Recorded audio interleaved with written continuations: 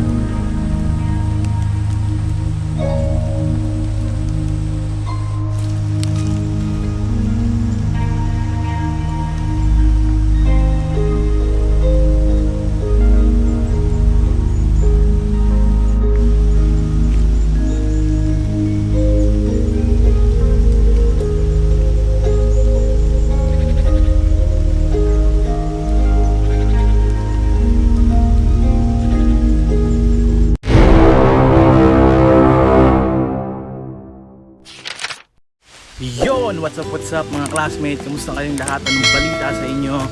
Sana nasa maayos kayo at safe kayong lahat. And today ay escape lang tayo sa Tokyo. Tamang nature trip lang tayo ngayon dahil wala lang, trip ko lang mag nature trip. Trip ko lang pumunta rito sa Mount TAKAO. Yun nga lang, medyo kanina sobrang init, tapos biglang ulan ngayon. Hindi ko alam sakit ang aabutin ko nito. Hindi, actually kanina sobrang init talaga, tapos biglang ulan ngayon. So nakikita nyo yan, oh.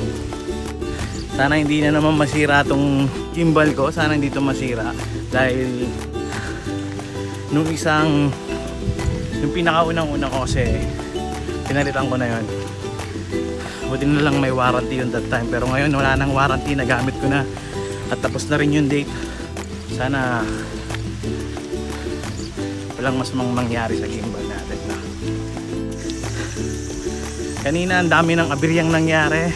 Naglolo ko yung gimbal ko, nag-error, hindi ko alam o lowbat, pero kagabi kinarge ko naman siya bago ko matulog. Pero pagdating ko rito sa may Mount Takao. Eh, napaanan pa lang ng bundok, no? Papunta pa lang, naglolo ko na. Nakakapagod pala yung ganito. Taba ko pa naman. Yun, mamaya ulit.